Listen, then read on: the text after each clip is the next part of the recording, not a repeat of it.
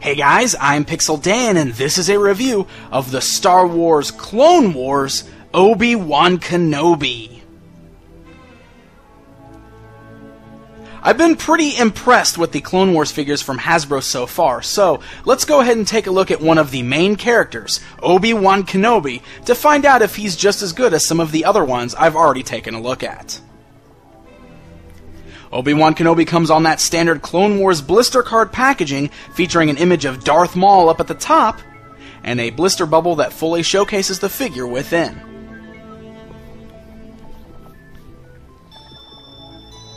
The back of that package gives us a bio for Obi-Wan Kenobi, as well as showing off a look at the figure and his accessories, and gives us a look at some of the other figures available in the Clone Wars line, as well as an image of the included Galactic Battle game.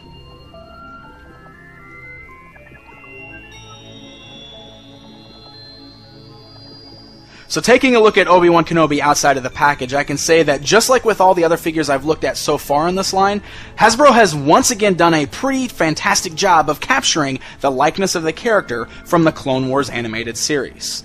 The face sculpt on this is really good, even featuring that very pointy, jagged beard at the bottom of his chin. And overall, this guy looks like he just jumped right out of the animated series, which is very nice. You can see that he's wearing those Clone Trooper-style armor pieces on his forearms, which all of the generals in the Clone Wars are wearing in that cartoon. And here's one thing that is a little different. He has a plastic tunic on the lower half. Whereas other figures I've looked at, such as Mace Windu's got the cloth one that allows for better posability, Obi-Wan here's is plastic.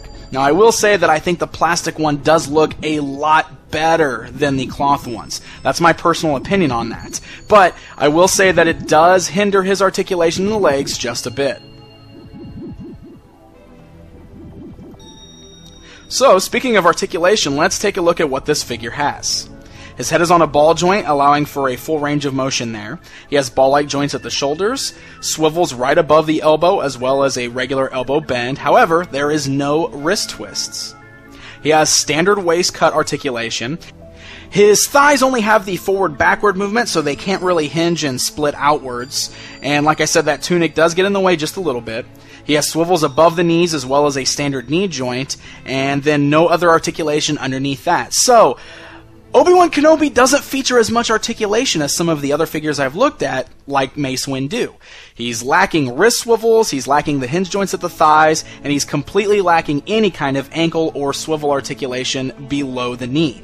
So interesting that he's so basic in comparison to some of these other figures in the exact same line.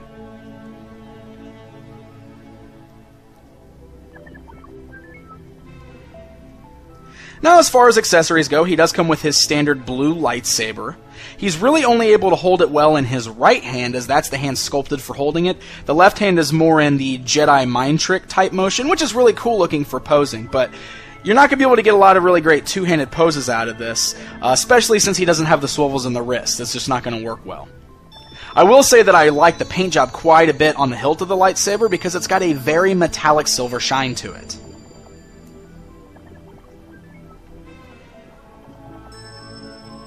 Now, his second accessory is very gimmicky.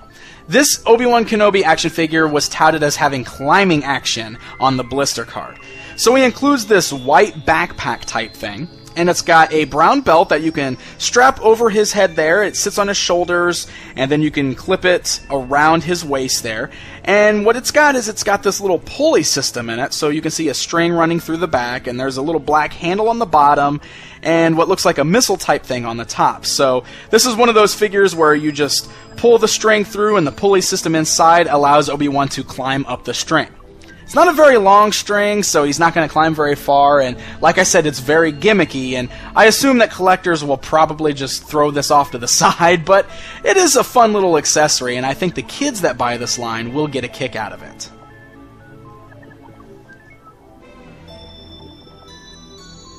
Lastly, he also includes a figure stand, which I'm sure you guys have heard me say 1,000 times already, but I really love it when my Star Wars figures include figure stands.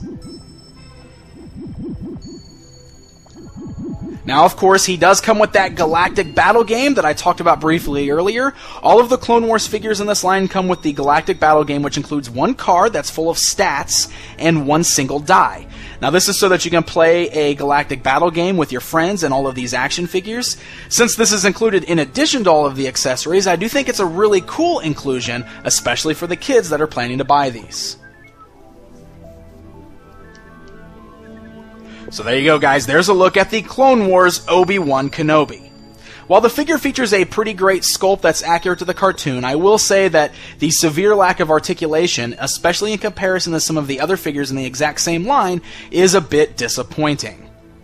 However, if you're a fan of the Clone Wars series, this might be a figure you still want to track down to add to your collection. So if you want to pick up this Clone Wars Obi-Wan Kenobi, then head on over to www.pastgenerationtoys.com to check out their wide selection of Star Wars figures and much more. Until next time...